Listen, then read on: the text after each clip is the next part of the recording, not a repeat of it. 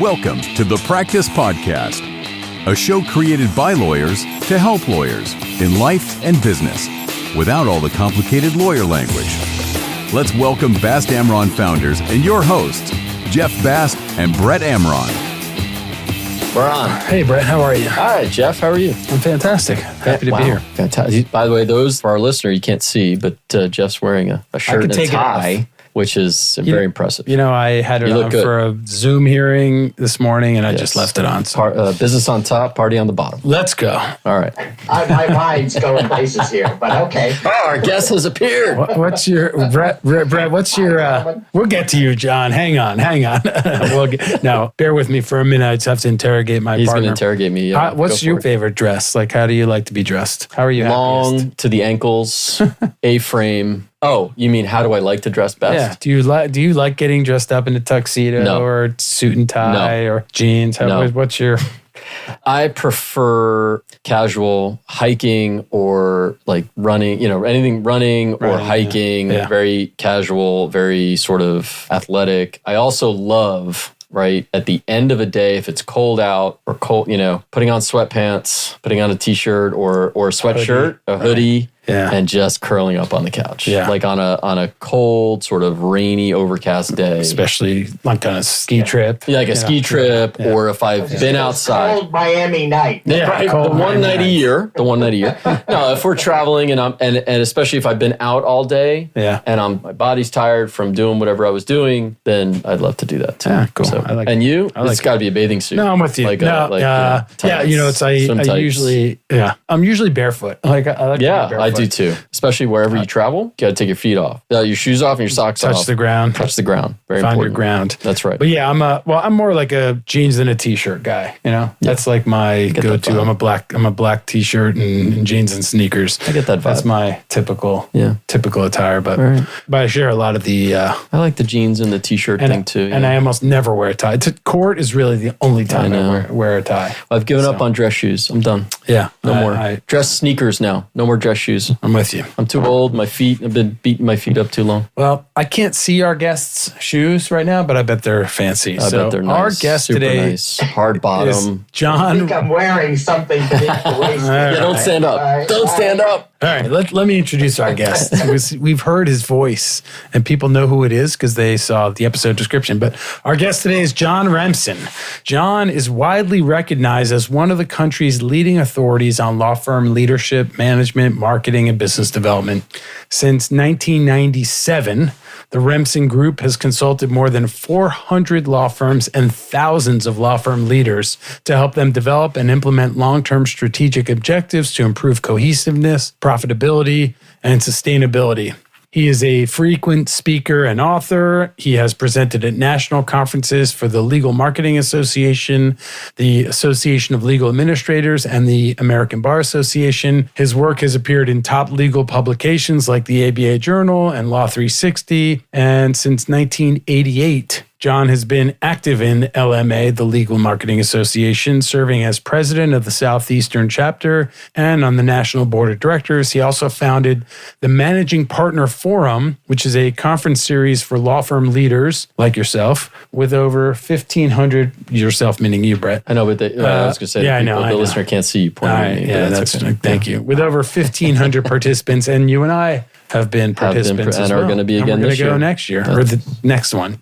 Welcome, John. A couple of weeks away. Well, thank you. Good to be here, and thank you for having me. Yeah. Looking forward to our conversation. We are happy to have you here. And do you want to share any of the attire conversation that we talked about, your favorite shoes? Well, being from South Florida, I grew up in a fairly casual environment, and I like jeans and a t-shirt. I like that look, but I'll sport some shorts occasionally. Okay. But for business, I like to wear the old jacket, and look like you're a responsible adult. And I think how you dress, people size you up pretty quickly, make an impression. So I'm with you on that. I'll wear, if I'm out on the circuit, visiting a client. I remember the first times after COVID, we had, the neckties, Yeah. I'd be the only one in the room with a necktie. So I dropped the necktie and I felt naked for a while, but I'm with you. Jeans and a jacket.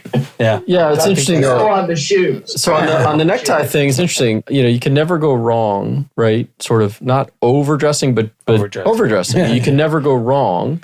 And so, I had this recently. I was up attending a mediation, and I was traveling for it. So whatever, I wore a suit. And it was in person, and I wore a suit and a tie. And the lawyer that came with me didn't bring a tie. And I said, look, we're asking people to pay us money, pay our client money, like a lot of money. Yeah, we need to look the part. If I'm going to do that, I'm going to wear a tie. Now, that's the last thing I want to do. I'd rather be sitting around a table in jeans and a T-shirt and talking, right? And showing that, I know what I'm doing. But you have to at least, like you said, and there's some occasions that you've got to look the part. Yeah.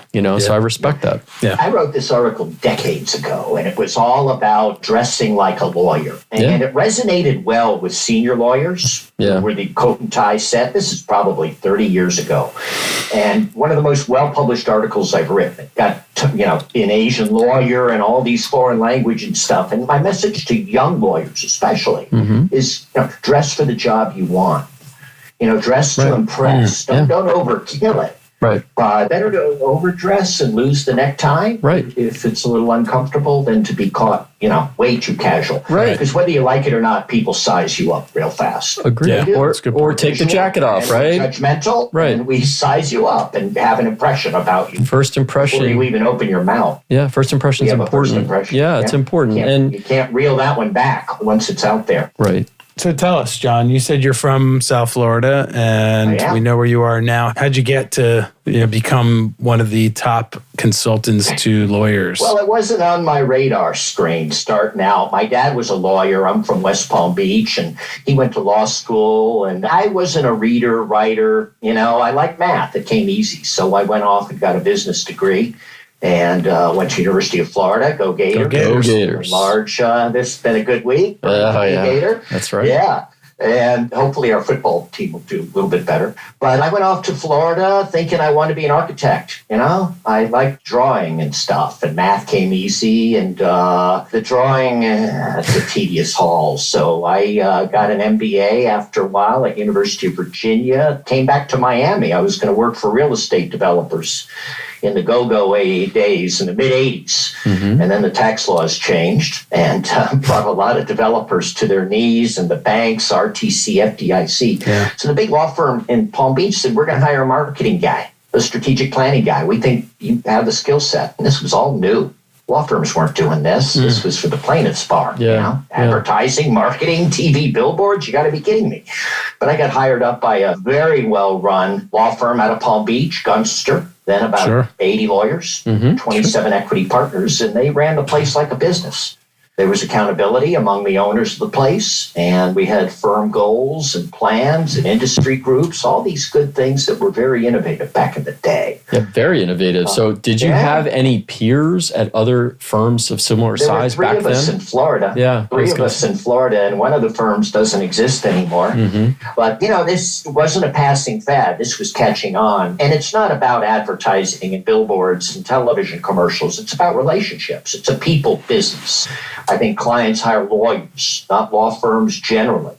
And they hire lawyers they've come to know, like, trust. And once you earn that trust, boy, they'll follow you. But you got to earn that trust by returning the calls and caring about your clients and their matters and all those good things. So I started consulting in the mid-'90s when mid-sized firms, 50, 100 lawyer shops were starting to tune into this.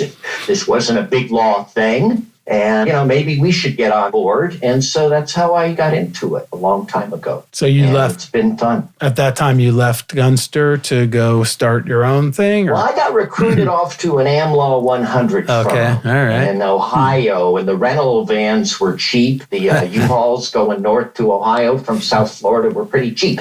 The pay was big. And this was all new. And law firms were paying money for people with experience. So I went up there for a couple of years. And a very different governance model, compensation model, firm history, firm culture, very, very different. Night and day.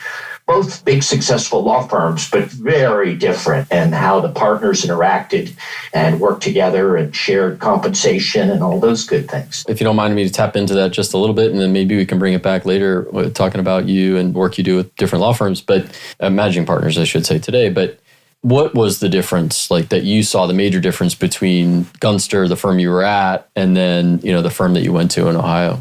Well, I think the fundamental question, are we a firm? Do we work together as a team? And each of us different goals, and we support one another, and we're all about firm first and the team, as opposed to a firm that's much more interested in the individuals and how they perform. So the compensation system was very eat what you kill, very competitive for origination credit. For example, cross-selling to clients was very tedious because people were fighting over who gets credit for what, And I think if firms work together, any organization, be it an association, a professional group like you guys, we work together and play off each other's strengths. We got a plan and we can accomplish big things, but it doesn't happen by accident. And to law firms, I say, have the vision, have the plan, get folks on board, hire the right people, know what you're hunting for, and know what you don't want, and be real clear on these things.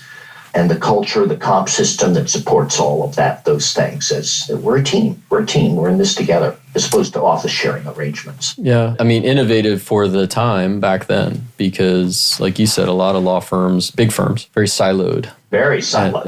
And I think there's some today that probably still run like that. Oh, absolutely. And the natural tendency left alone is for the organization to silo up. Sure, right. And you lose track what's going on down the hall upstairs, much less in our office cross state, and we just get absorbed in our little world.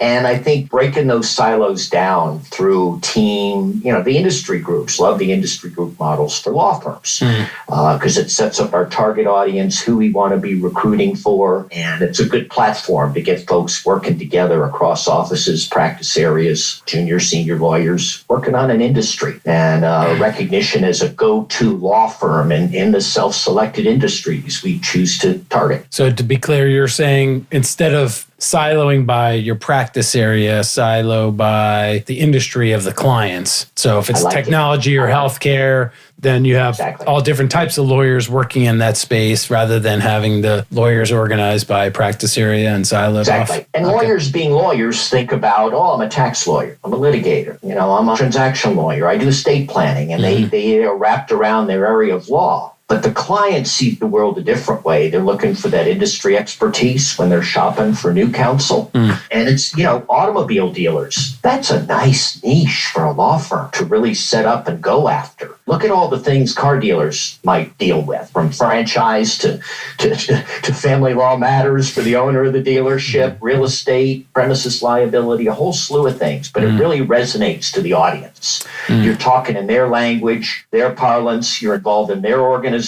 So I think you kind of blend them. You got a litigation group, a corporate group, but I think for marketing, business development, team building, training, aligning around industries, there's some really compelling arguments for that approach. I remember us getting, this is years ago, but getting referrals from big firms, some big firms, for bankruptcy matters from litigators, and they didn't want to have lawyers from their own firm work on it. They'd rather refer it to us. Isn't that crazy? Isn't that insane? Yeah. That they'd rather outsource it, refer it out, because they get paid more on a referral fee. That's right. Than if they refer it within the firm. That was the case at my second law firm. We had that phenomenon going on where a lot of lawyers would prefer work out than to a lawyer up 2 floors because, the comp system, I got paid more if I referred it out. It's insane. Yeah. I can recall times at Big Law where we would have a firm client and we see that they used another law firm for bankruptcy. And we're like, hey, you guys have that practice down the hall. And sometimes I encountered circumstances where I was like, oh, we didn't even realize we have that expertise, which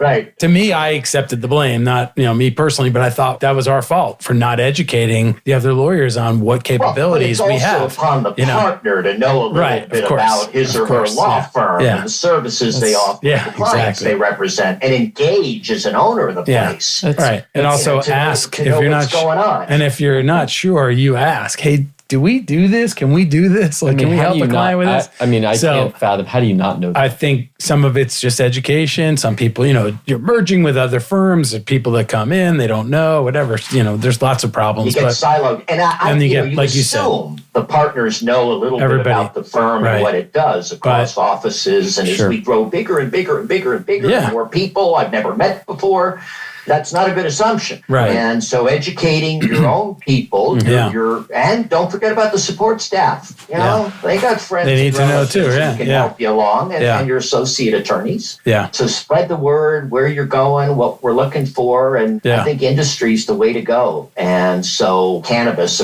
example, it's a little played out at this stage of the game, but there was an industry a lot of buttoned down, well-groomed law firms went for, despite the stigma, that might be associated with a cannabis practice. There's big money in there. How do you address the lawyer from, big firm or medium-sized firm that says, the partner who brings in a matter that says, I need to keep it for me because I'm worried about someone giving up or someone that works on the case taking the client from me? How do you deal with that? Because that's unique, in essence, to the practice of law running a business rather than selling widgets, right? Well, that book of business is such a barometer of your success, your compensation, the portable book of business. I got clients who will follow me around. Clients do hire the lawyer. I think most studies over the years would suggest that. But lawyer, you're selling your team. You want to do what's in the best interest of the client and get that matter to the best competent, lowest paid timekeeper, and not hoard it and dabble outside your areas of expertise. And that speaks to the culture. Are we a team or not? And do we have a governance model? Do we have accountability among one another? Do we have a comp system? So sunsetting origination credit. That's where a lot of firms get stuck, is that origination credit for life. My client for life. And I want to control that. And everything comes through me, don't you know? So that's not promoting a team approach or a cross-sell. Right. And the client probably doesn't like that. The client might want to call that third-year associate directly, that young person they've gotten to know that's really on top of things. But the comp system and the culture encourages the opposite behavior. Where we really see it a lot is in succession, as particularly first-generation firms start to age out. And are the founders willing to transition the control, the relationships to the younger lawyers? Because I see a lot of founding partners just grind their firms into the ground. They can't go. And that's something to think about. Are you building a legacy, a firm, or just a ride for anybody who latches on and needs an office? So I just think it's a fundamental thing. Are we a firm, a team, or are we a collection of individuals operating independently? I would contend you'll do far better as a team if you recognize the contributions each of us make. Finders, minders, grinders. But guess what? We need bat boys and a manager in the dugout if we want to win World Series. And everybody has contributions to make. Not everyone's that Japanese superstar out in California that bats and hits and changes the water cooler. But a team, and what are we about? And that's pretty fundamental stuff. And it's okay if we want to be a collection of individuals sharing space. Everybody's siloed up, doing their own thing, competing with one another for origination credit or associates to work on the file. I mean, where would you rather be? Why are you with a firm if you're going to behave so selfishly and independently? Is what I would ask that lawyer who hoards and controls. Maybe you should run off, be a sole practitioner. A lot of people might be happier if you do that.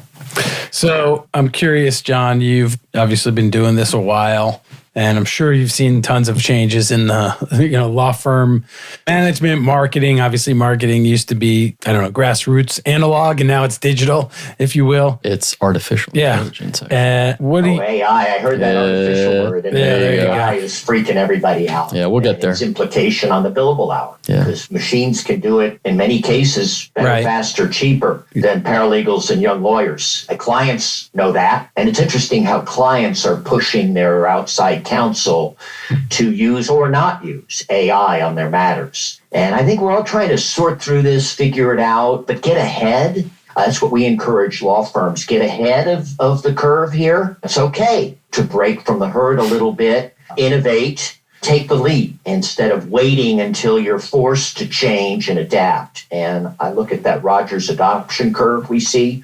about the bleeding edge and the early majority. Hey, get out in front of the competition. It's not that hard in the law firm universe to get ahead, because they all love to follow. And it's hard to find, those entrepreneurial lawyers like you guys, who I'm impressed with a lot of what you guys are doing in the entrepreneurial sense. What, can you clarify? What's the Rogers curve? What was the curve you mentioned? Oh, it's this how we adopt to change. And, there are people on the bleeding edge that are really out there, skinning their knees, making the mistakes.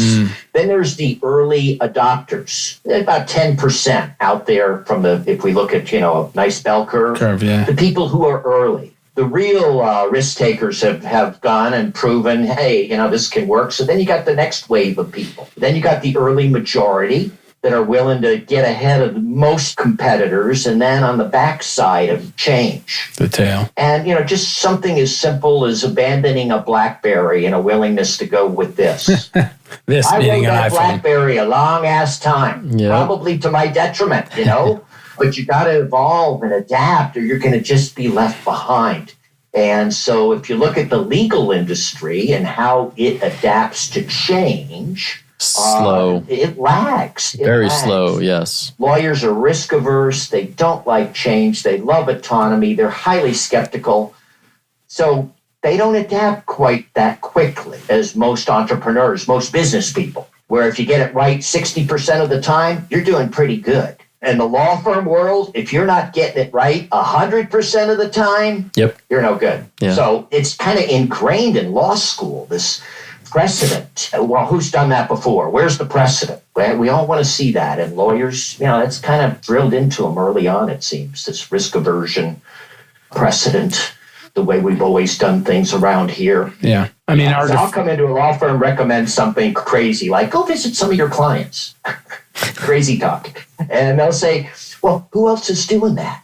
It's like, really? Does it matter who else is doing that? Maybe it's a good idea to go show them a little love and that you appreciate their business and you want to know how you're doing, how you can do a better job for them. I mean, that's good stuff, going to visit the clients or referral sources. If you're cultivating a lot of referrals, you were mentioning at a big law, go visit those folks from time to time. Because out of sight, out of mind, I think. Yeah. It's a people business. That's actually where I was going. That's one of those things that, going to visit the client is one of those, you can't do that on LinkedIn or with your computer. You're actually going to get on an airplane and go there. And it's not the same as a Zoom call. And so that was actually what I was going to ask you is, what of the old school practices are still applicable in this day and age? Because I assume you're not just coming into a law firm and saying, hey, you got to be more active on LinkedIn. No, again, I think it's a people business. It's relationships, it's trust. Nothing replaces breaking bread, sharing a glass of wine, meeting face-to-face across the table. Zoom, this is kind of a new thing. It saves a lot of travel time. It's better than the old telephone. Nothing replaces that FaceTime. And yes, it takes time. And yes, it takes money. And you don't go visit every client. You go visit that 6-figure, 7-figure a year client that's been really good to you. You want to keep that coming in and maybe bring some of your younger lawyers along to meet that client in the spirit of succession, and get the young lawyers involved and the clients exposed.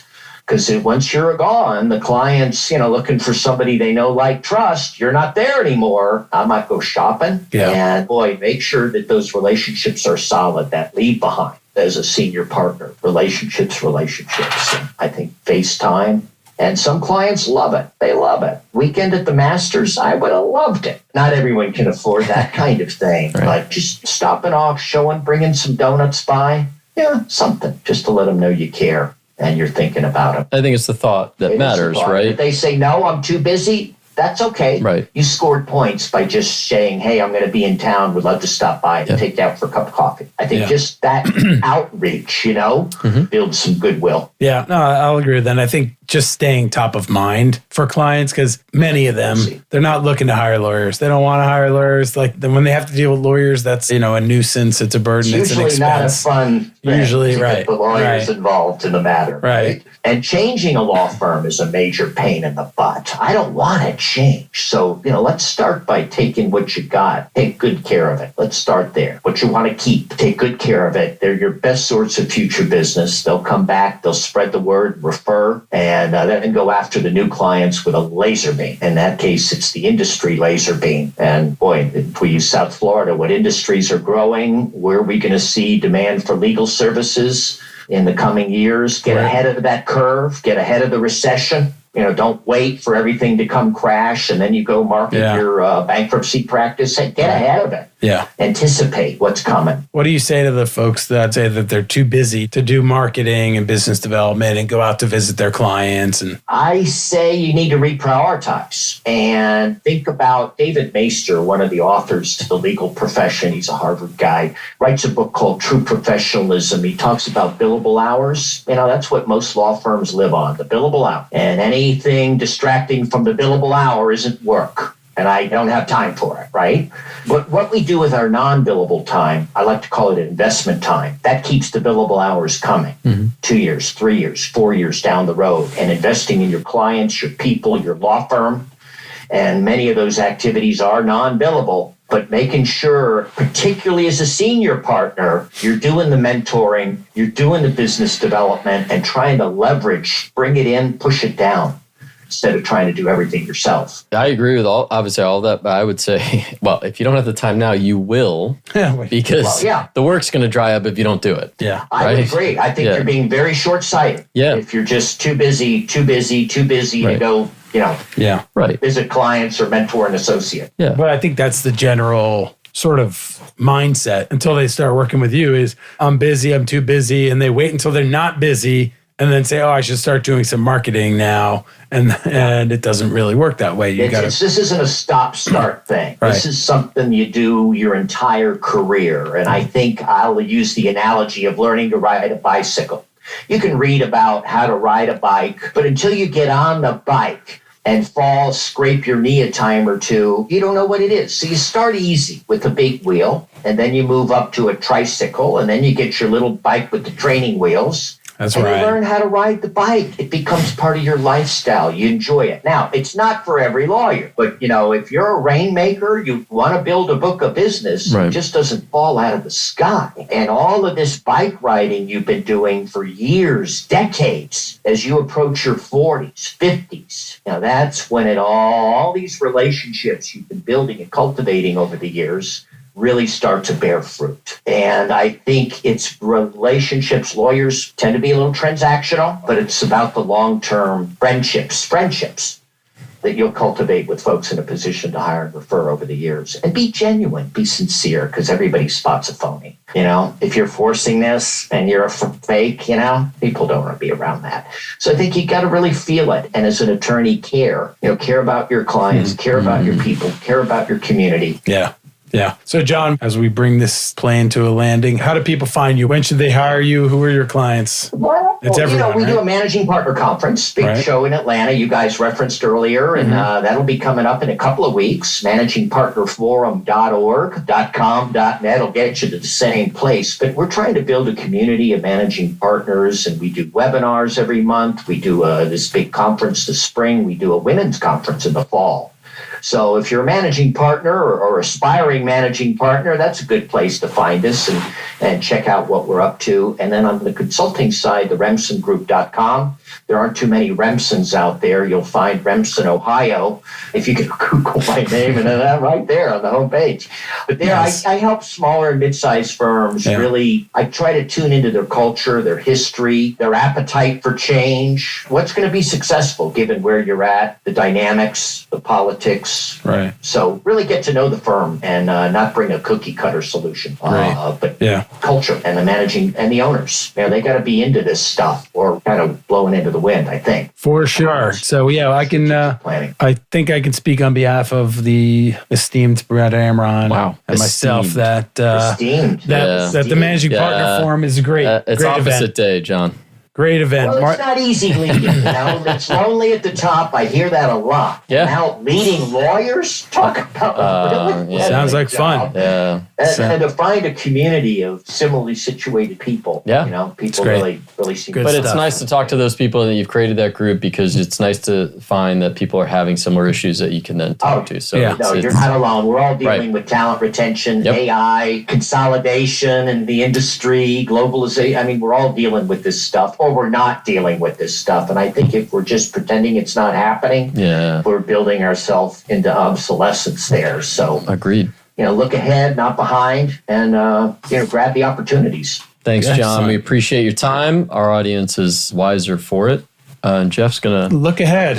I'm going to look ahead to a 5-star review because people love this episode. Read us out. If you enjoyed it, people typically come onto your. I'm reading all about it, and you got a really cool thing going on, guys. Yeah. Well, after this episode, it's going to be millions, multiple millions. So leave us a 5-star review. Millions. All right. Leave us. Look forward to seeing you in a couple of weeks, and between now and then, safe travels. And you, John. Thank you. If Jeff's you like this show, please leave a 5-star review, subscribe, and we will see you next time. Thank you, John. Thank you. Thank you, Nelson. Jeff. Thanks. It's my pleasure. Thank you, Nelson. Appreciate it. Bye, gentlemen. For more information on this show and other resources, visit fastamron.com and connect with us on LinkedIn, Facebook, and Instagram @FastAmron.